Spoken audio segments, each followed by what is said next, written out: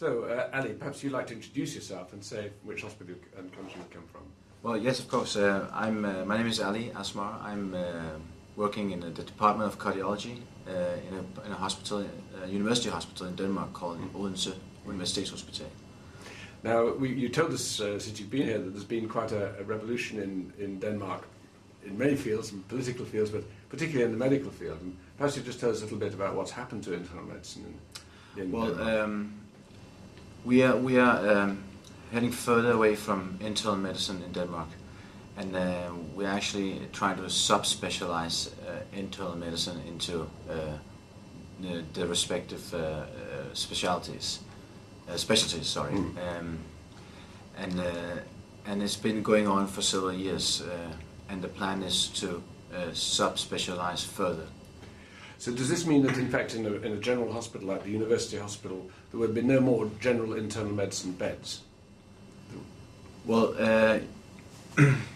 we have university hospitals and we have larger region district hospitals, and you still see departments of internal medicine in the district hospitals, and I don't think that's going to disappear in the close future.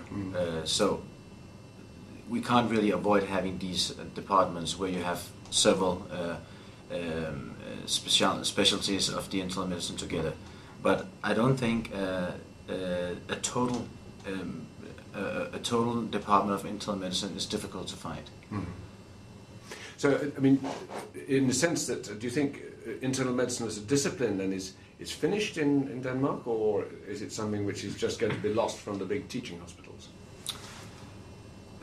Well, no, because you can't really avoid it, and you can't really. You need to have internal medicine.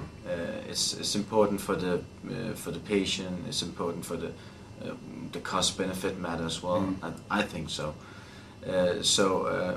Even though we prefer sub-specialization, I don't think we can fulfill this process. And yet the National Society is now moving to a position where they are, in a way, making internal medicine just a collection of subspecialties. Is that what you're saying? Yes. So to become an internist, you simply have to do a bit of cardiology, a bit of respiratory medicine, a bit of gastroenterology. Exactly. And that's the way. And is that how your training is going to run now? Yeah, our training is it's a structure of a period being in a larger university hospital where you're very sub-specialized in your own sub-specialty, of course, and then you have a period of time in a district hospital where you work more broad and more broad in fact within internal medicine. The Danish residents have been coming to the school here since it first began, but we feel that this may not be going on much longer. What would you say to any resident who wanted to come to a school? I'll recommend it. I'll recommend the school 100%, because that's exactly the reason why I applied for the school is exactly because of the specialization. Because I've been working in a department of cardiology for 1 year now, and in my application, this was the exact reason I wrote down, because I needed badly to some teaching in internal medicine, and some exchange of experience with colleagues, and in this case is even a bonus that the colleagues are from different countries in Europe. And what have you learned from them in terms of their practice of internal medicine and what you may do in the future? Well, we've talked a lot about the structure in our healthcare systems, comparing, especially comparing Northern Europe with Eastern Europe and South Europe, and it's well, it is quite different in some matters,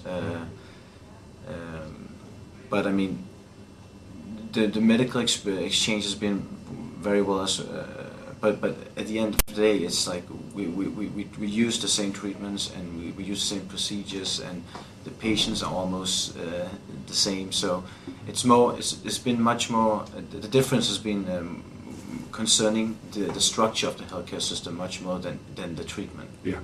Yes. Because at the end of the day, it's actually the same. What single thought will you take away from the school? What single thought? Well, primarily, I'm really glad to meet all these kind people. It's been a privilege. Thank you very much, David.